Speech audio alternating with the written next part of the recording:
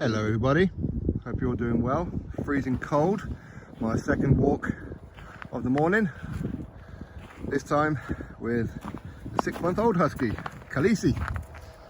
My wife loves Game of Thrones, you see. Got a big ice lake here, it really is. Now, I want to talk about Lawrence Okolie. Not only am I going to talk about Lawrence Okolie, but I'm going to talk about fighter contracts as well. Something I know a little bit about. So basically I'm going to give you a little bit of a peek behind the curtain when it comes to contracts of fighters, and to be honest with you, some shady stuff can and does go on. Now, Lawrence Okolie, he's done an interview, and of course he's explained his side of the story where it comes to him wanting to leave Eddie Hearn, Matchroom, DAZN. Now, for the sake of me talking about Matchroom and DAZN, I'm just going to say Eddie Hearn for argument's sake, okay? When I talk about, say, Ben Shalom, I mean Sky Sports, I mean Boxer, okay? And if I talk about Frank Warren, of course I mean Queensbury. Now, Lawrence Okolie has apparently, well, according to him, he's out of contract, okay?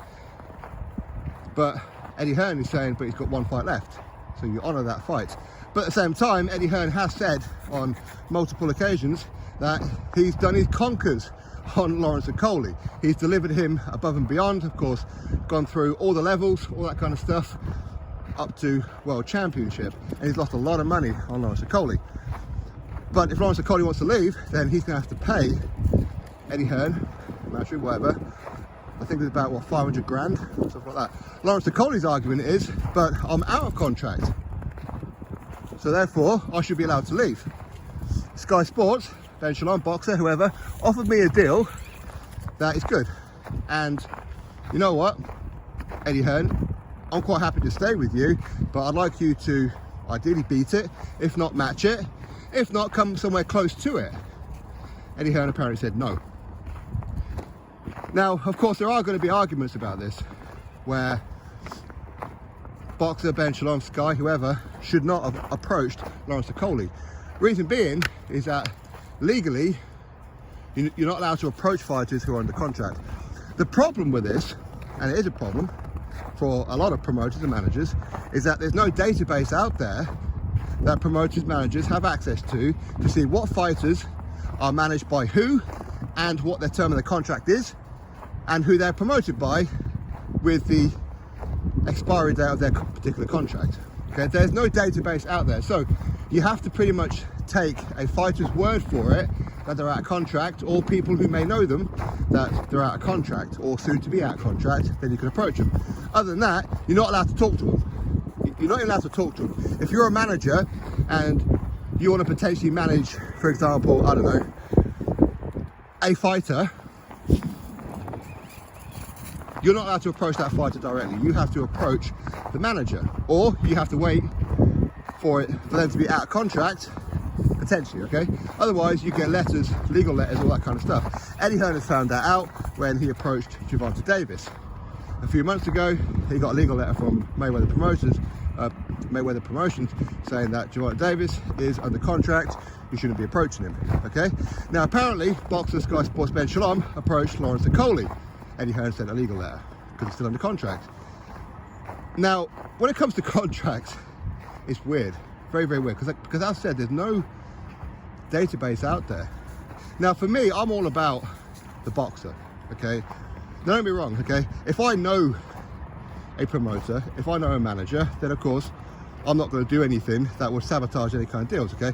But ways around it is that promoters, managers can ask people like me, and it has happened, to speak to a fighter, for example, that I know or whoever, to find out about their deal. Okay? i.e., when's their managerial deal coming to an end? When's their promoter's deal coming to an end? Okay?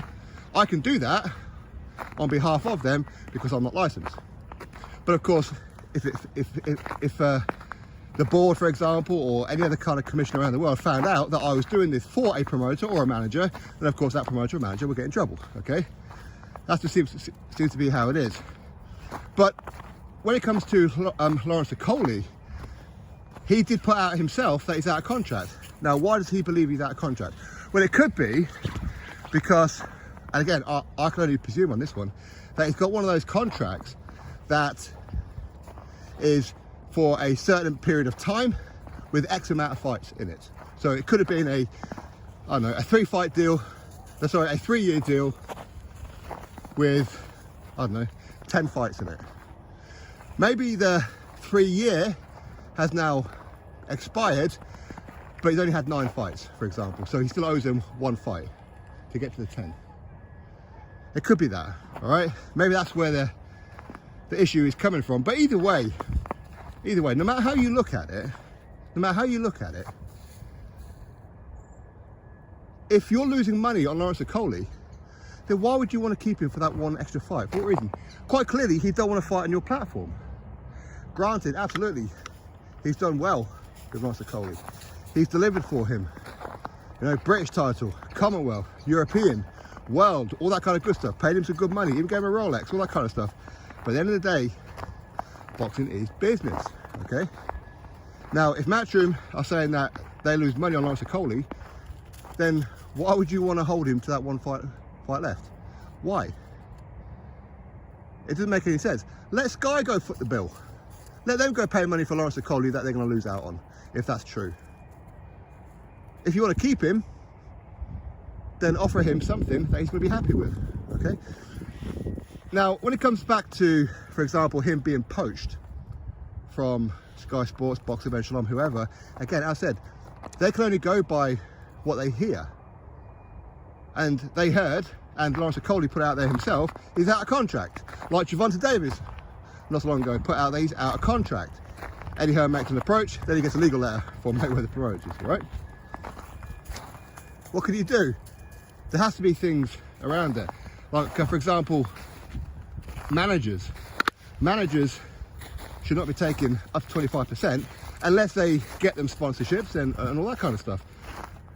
Again, it's like, I know some fighters where they have managers who don't take a penny off them, not a penny. Until they get to like a certain level, they start earning good money, then of course they'll take a commission. But even then, it probably wouldn't be 25%, all right? But at the same time, I also know fighters who have managers where even if the ticket deal, so for example, a fighter will have to sell X amount of tickets to give the promoter and make virtually nothing back themselves at the end of it. Because again, ticket deals, for me, unless you have a TV deal, if you have a TV deal, no fighter should be under ticket deal contracts. None of them should be. Okay, you get paid to put on X amount of shows, so pay the fighters out that money. Okay, now I'm not saying promoters shouldn't be making money, of course they should. And if they can do it on tickets, great. But I know some fighters who were struggling to sell tickets. And if they made, say, 100 quid from 1 fight, because again, they have to give the promoter X amount of money, they have to give the opponent their wages, and then they can start to make money themselves.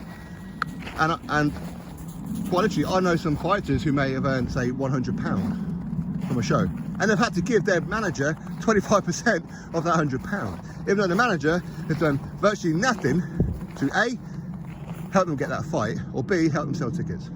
So why should a promoter, why should a manager get any kind of deal, get any kind of cut? It shouldn't happen, should it?